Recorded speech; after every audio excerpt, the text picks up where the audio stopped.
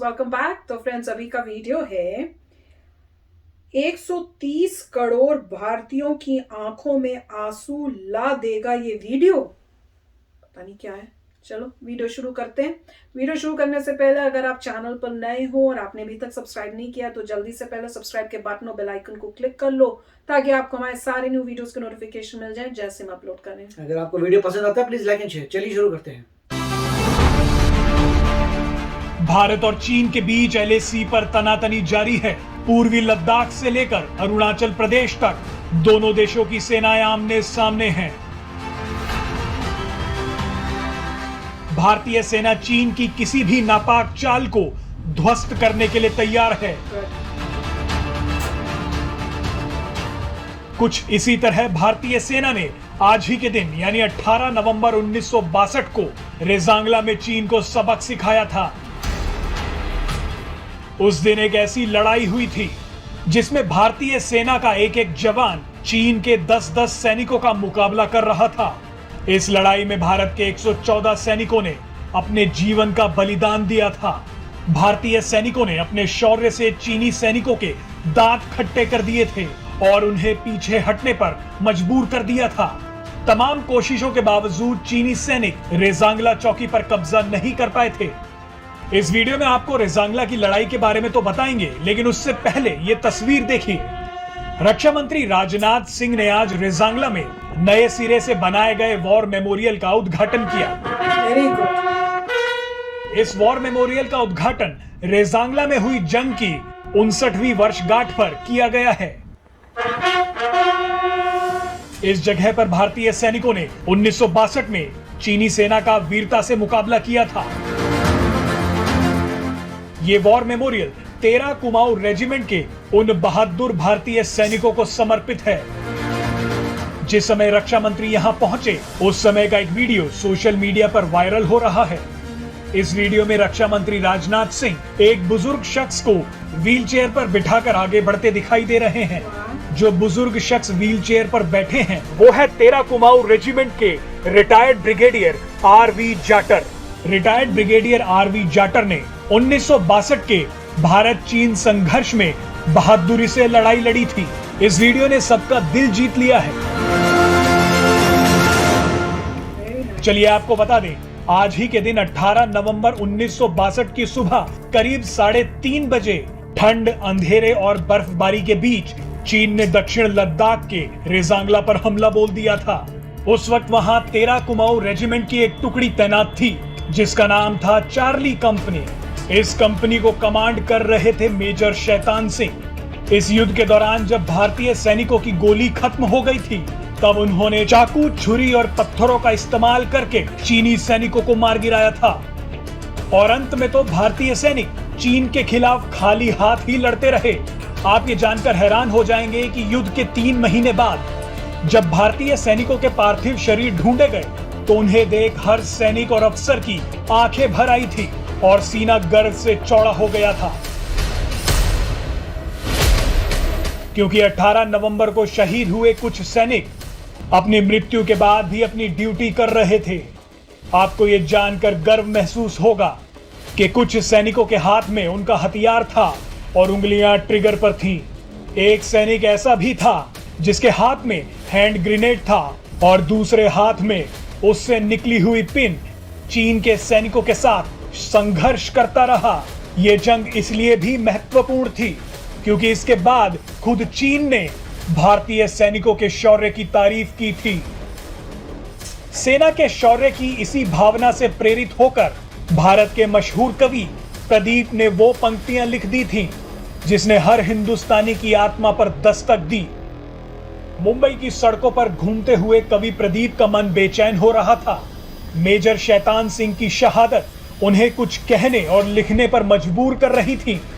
कवि प्रदीप ने एक कागज लिया और लिख दिया, जो शहीद हुए हैं उनकी जरा याद करो कुर्बानी।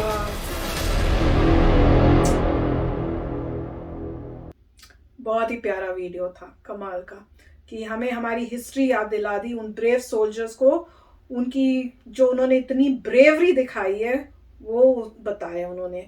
और देख के बहुत अच्छा लगा कि उन्होंने उनके लिए मेमोरियल बनाया है। और दुख की बात है कि अब बन रहा है, उसकी इनॉग्रेशन अब हो रही है, जबकि बहुत पहले ये सब होना चाहिए था। हमारे ब्रेव सोल्जर्स, हमारी आर्मी को प्रॉपर रिस्पेक्ट उनको मिलनी चाहिए थी, पर कोई नहीं, अब हुआ है, बहुत अच्छी बात है।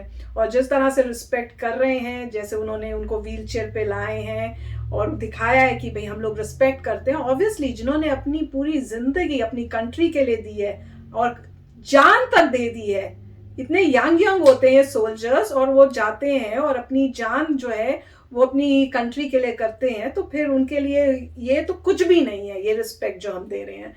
और देख के बहुत ही अच्छा लग रहा था और इतना प्राउड फील हो रहा था और गुस्सा भी बड़ा आ रहा था कि देख लो कि हमारी जो एनिमी है उनकी वजह से हम लोग कितने अपने ब्रेव सोल्जर्स को हम लोग जो है खो देते हैं।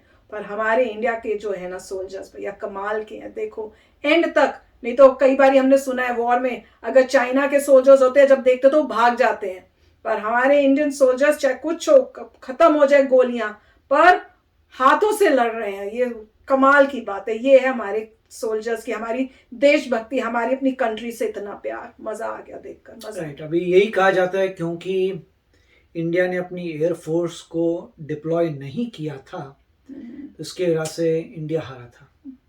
कि अगर इंडिया ने अपनी एयरफोर्स भेजी होती तो चाइना को हरा देते, पर वो किया नहीं, वो एक एरर थी, वो गलत कार्य किया था। सोच रहे थे कि धीरे धीरे हो जाएगा, मगर ये नहीं पता था कि वहाँ से ज़बरदस्त अटैक हो रहा है और इंडिया को भी पूरी पावर से करें। जब भी वॉर हो कभी वेट करने की जरूरत नहीं, सारी पावर लगा देनी चाहिए। तो मेरे ख्याल से ये गलती हुई थी। उसके बाद बहुत सारे चेंजेस आए हैं हमारी आर्म्ड फोर्सेस में, बहुत चेंजेस आए हैं। तो इस बार जो है कोई डिफरेंट ही रिजल्ट होगा। होप तो यही है कोई ऐसी कॉन्फ्रंटेशन ना हो, पर अगर होती है तो मेरे ख्याल से रिजल्ट बहुत ही डिफरेंट आने वाला है, क्योंकि वहाँ से बहुत लर्निंग्स आई थी।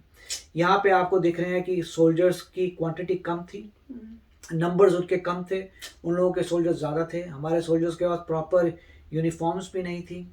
उसके बाद वो लड़े भी पूरी पावर से, जैसे कह रहे हैं कि उनके पास सब कुछ ख़त्म हो गया था, मतलब जितने भी वेपन्स हैं, उनका असला बारूद जितनी है वो सब एम्यूनेशन ख़त्म हो गया था, और उसके बावजूद भी वो लड़ रहे थे।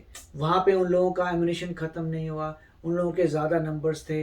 तो उस केस में आप क्या करेंगे? अगर एयरफोर्स आता तो फ़र्क पड़ जाता, क्योंकि वो बॉम्ब गिर के उनके मास्ट कैजुअलिटीज़ करता, वो हुआ नहीं। तो मेरे ख्याल से बहुत लर्निंग्स हैं। और मगर ये खुशी होती है, जैसे कह रहे हैं जब वो उनकी बॉडीज़ लेने गए तो वो खुशी हुई देख के कि उनकी वुंड्स देख के पता लगा कि लास्ट मिनट तक वो लड़ते रहे। जैसे कह रहे हैं कि एक लाइव ग्रेनेड भी था, साथ में पिन निकला हुआ है, मतलब वो लास्ट मिनट में ऐसे फेंकने वाला था और वहीं मतलब शहीद हो गया सोल्जर। और जैसे कह रहे हैं कि मतलब फायरिंग करते करते ही शहीद हो गए। तो मतलब इतनी मैसिव फाइट की थी, टू द डिग्री की एनिमी ने मुझे पता नहीं किस समय ये डिक्लेयर किया कि वो इम्प्रेस हुए हैं। मगर इस बार जो है मेरे ख्याल से अलग परिणाम आएगा। होपफुली ना हो वॉर, वो बेस्ट है, मगर होती है तो मेरे ख्याल से जो चेंजेस आए हैं उनसे डिफरेंट होगा कि आप अपनी पूरी पावर लगाइए, मतलब ही नहीं बनता जिस तरीके से उस वक्त किया था कार्य। तो जो भी लर्निंग होती है। और उसके बाद जो है अब जो है बहुत चेंजेस आए हैं, और ये देख के काफ़ी दुख होता है और पता भी चलता है कि कैसे वो सॉन्ग बना था जिसपे मूवी भी थी। तो बहुत ही मतलब वो जो सॉन्ग है वो तो कभी भी आप सुनोगे आपके सच्ची में आंखों से आंसू बहते हैं, ऐसे इतना प्यारा वो। अब ये है कि अगली बार ऐसा नहीं होना चाहिए, कभी नहीं होना चाहिए। तो चलो फ्रेंड्स, चलते हैं, मिलेंगे नेक्स्ट वीडियो में बहुत ही जल्द। Till then take care and bye bye. तो अगर आप मेरे इस चैनल पे नए हो तो जल्दी से सब्सक्राइब के बटन को हिट करो और बेल आइकन को क्लिक करो, ताकि आपको मेरा जब नया वीडियो मैं लगाऊं आपको उसके बारे में जल्दी से पता चल जाए।